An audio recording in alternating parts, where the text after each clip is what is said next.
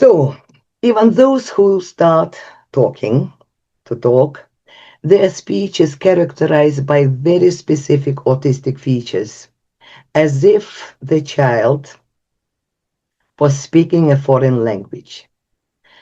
You see, they seem to acquire language intellectually, verbal language intellectually, not naturally, like in typical development.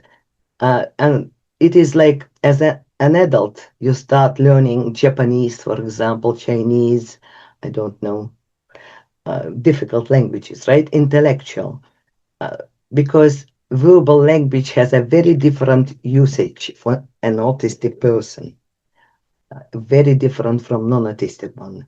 And the main, as I said, the main difference in verbal development is echolalia.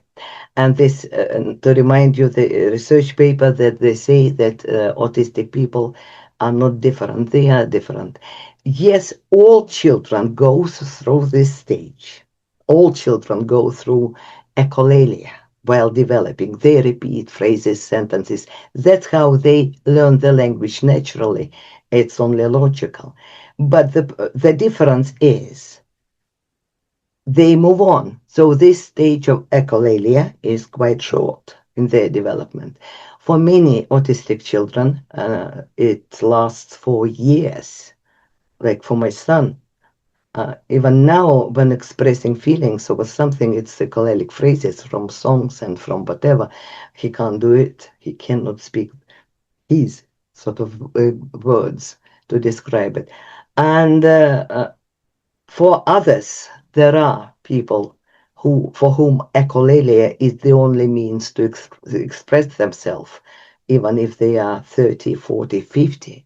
So there are these difficult cases. So yes, in autism, echolalia is very different. Echolalia, there are several types of echolalia. It can be immediate, the child repeats the phrase, or delayed, the child repeats something they heard in the past. And echolalia can be non-communicative and communicative. Non-communicative echolalia, it is the sensory use of words, this auditory toys, and they repeat this same phrase, the same word, the same phrase again, again, and again, and perhaps even giggling because it sounds funny or it feels pleasant on their tongue, in their mouth, and so on and so forth. It just feels nice, like Jasmine O'Neill explains. The sounds of certain words can roll about deliciously and provide auditory stimulation. Repeating sound patterns is comforting. It also simply feels nice. And as I said, shall we stop it? No. Other people do things that simply feel good. Why shouldn't autistic people do that as well? Because I remember when my son came from school, I mean, he was brought on a minibus from school. He went to his room and he started talking, like repeating one word. I do remember one word, which is meaningless. He was not shouting, but he was quite loud. Timoha, Timoha, and this Timoha, whatever it means, uh, and he was giggling. Perhaps it was a toy he liked to play with. So, and I always give this, shall we sort of stop it? Uh, no, because we have very strange hobbies, right? Sometimes I always say, look at yourself in the mirror and think about your hobbies, which can be very, very weird for other people as well. For example, as a personal example, for the life of me, I don't understand why people enjoy watching an adult man running around one ball, give them a ball each and let them play. What is so exciting about it? I haven't got a clue, but it is not my thing, right? But it doesn't mean that I enter the TV room and switch off the TV when my husband is watching football. I don't understand. Uh, I thought it is stupid to watch this game, but I never prevent him from this, from doing it, because it's unfair, right? We all have our hobbies, and some people find them very, very strange. So, but it should be time and place for this, because if we let them do it all the time, it's also unfair to them as well, by the way, because they cannot stop it. We will talk about it a bit later. They cannot stop it. Of course, you need time for yourself, especially from work day, right? Or you come from school. Yes, now from day center. When I pick him up from day center, he goes to his bedroom. Yes, and for at least half an hour, he's there, just relaxing. I'm pretty sure he is flapping something in front of his face.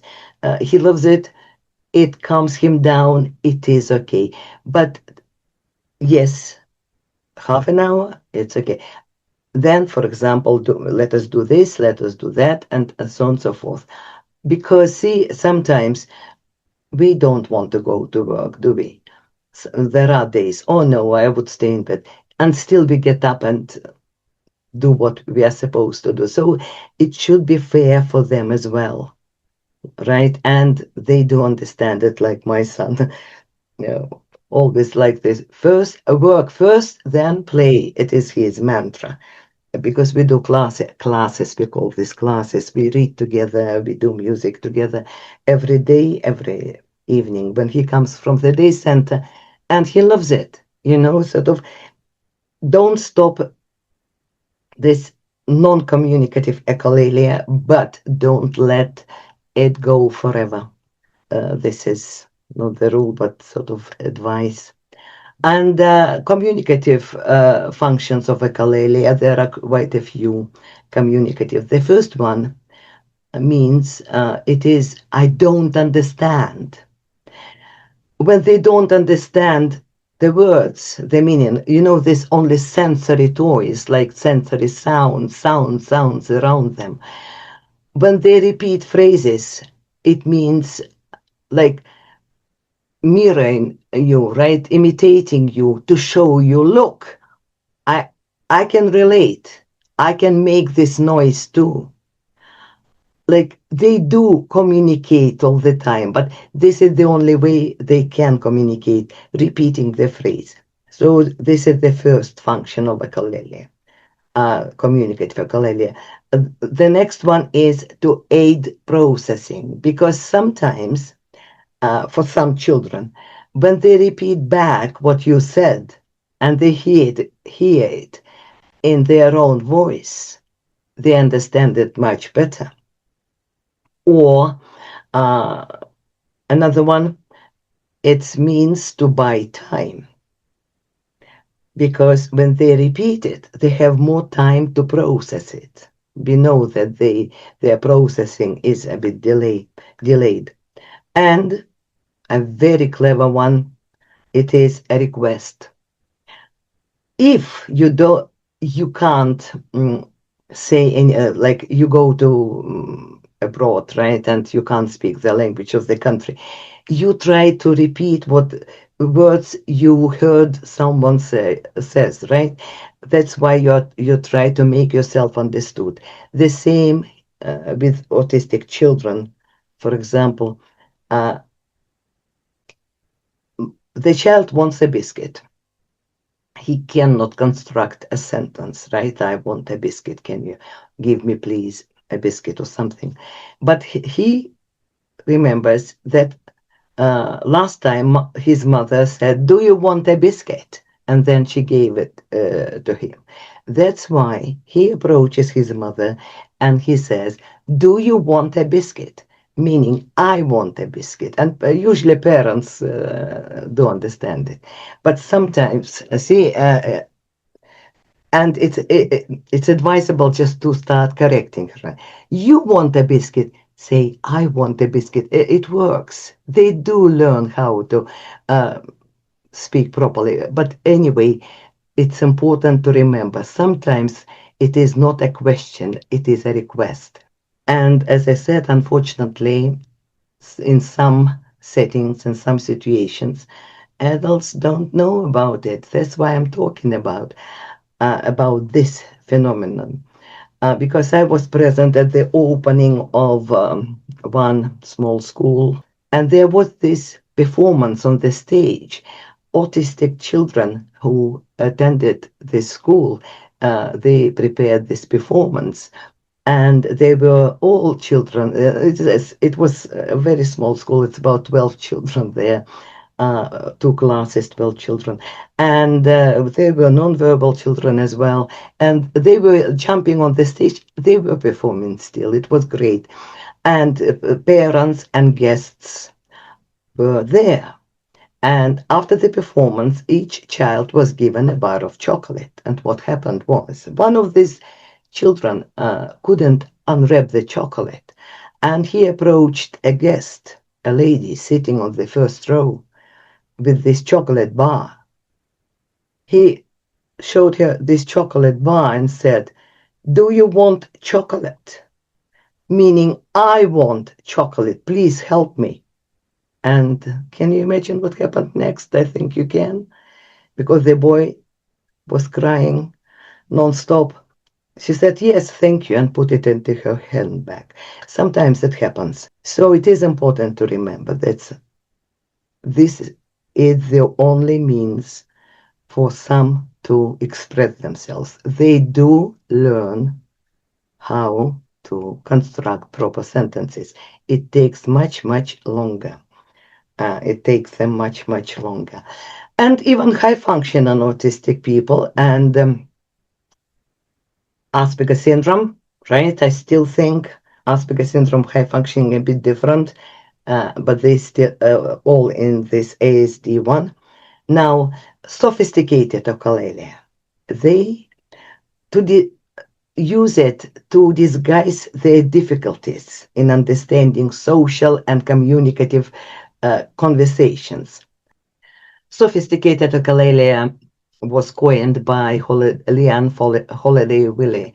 I think it's a very good description, if you like, right?